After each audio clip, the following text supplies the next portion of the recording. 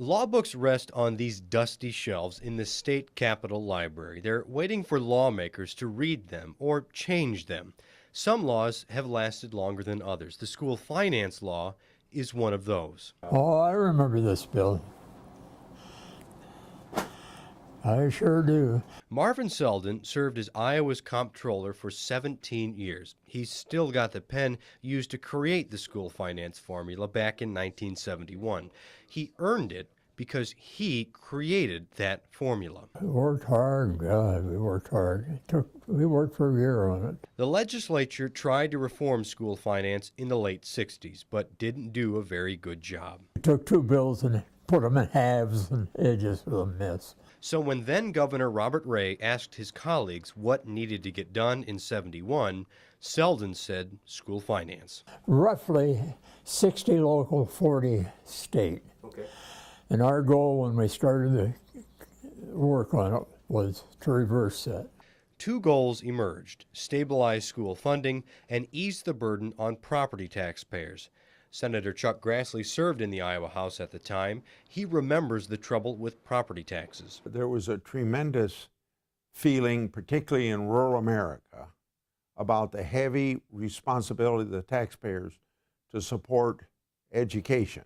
Grassley says property taxpayers felt pressure for decades. That pressure reached a critical point in the early 70s. There was a great discrepancy between the amount of money behind each pupil in the most prosperous parts of the state as opposed to the least prosperous. Newspaper articles wrote about a pending taxpayer revolt.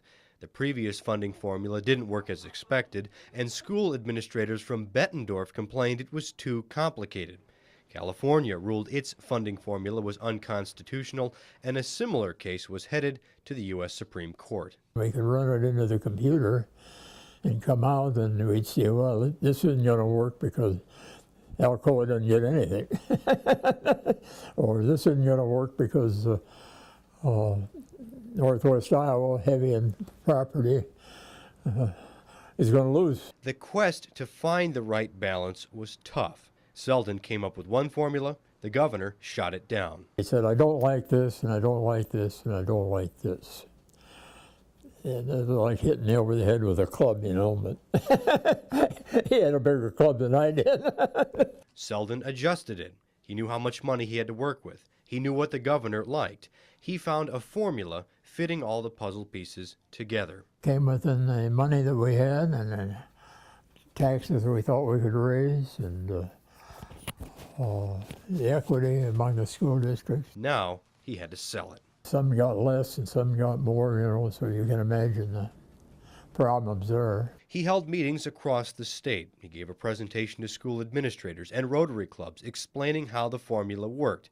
It included a cap on spending, the district cost per pupil. They spend more money than the state's got to put in more. Selden remembers people supported the formula in those meetings. Still, it was a tough sell in the Capitol.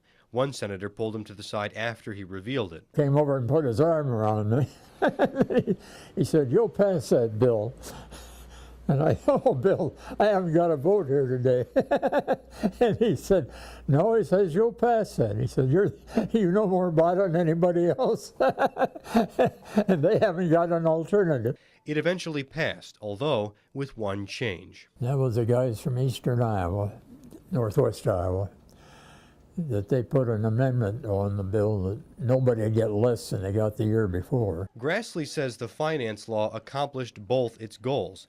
It gradually shifted school funding from mostly property tax funding to income and sales taxes, easing the burden on local property owners.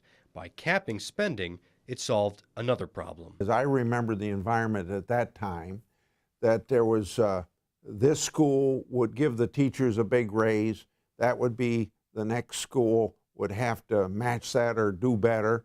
And there was this problem of competition between the school districts. Grassley says it leveled the playing field for schools.